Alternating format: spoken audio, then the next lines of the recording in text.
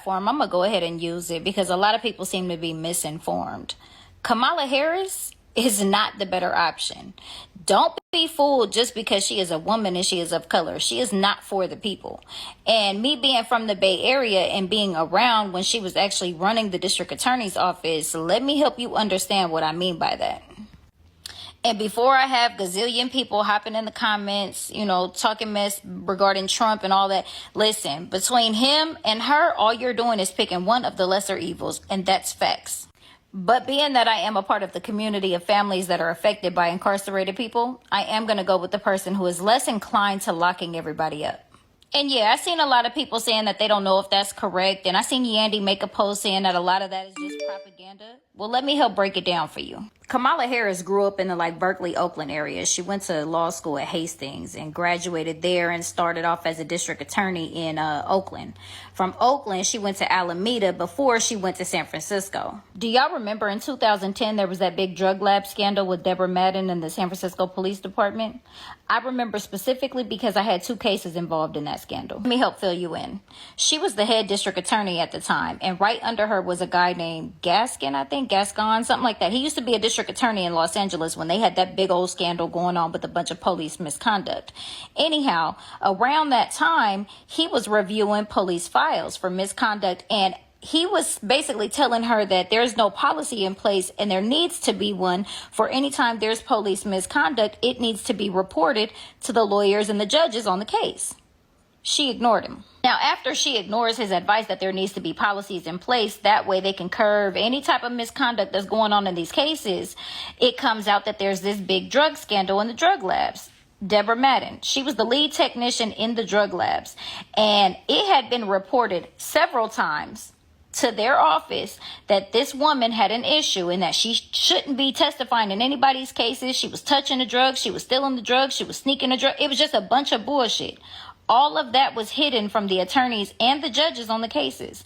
Do you know how it came out? It came out because Deborah Madden's family finally took it to the news. And once it became public, then Kamala Harris tried to say that she didn't know anything about it.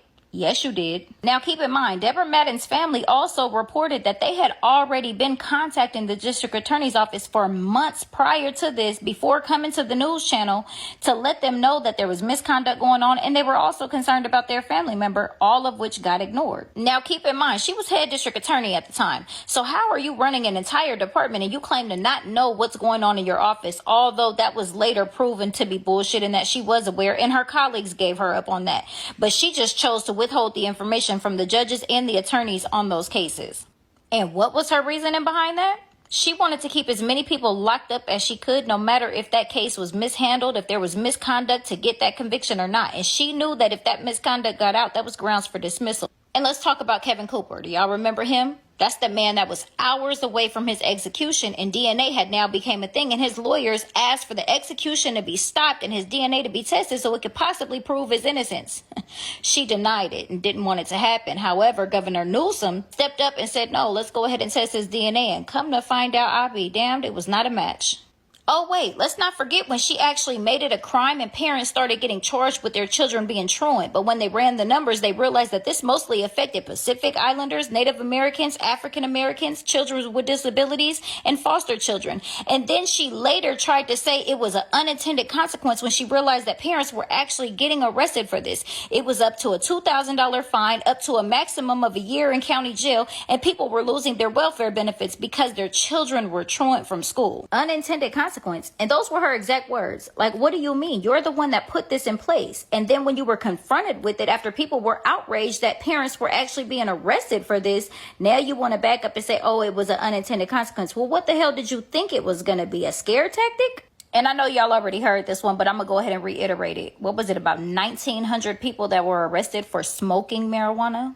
Not selling, smoking marijuana. Like, get out of here. You're doing everything that you can to just lock people up and ruin their lives. So yeah, while I'm not a fan of this whole political shit, and like I said, in my opinion, it's just picking one of the 2 lesser evils, Kamala Harris definitely ain't the one I'm gonna pick.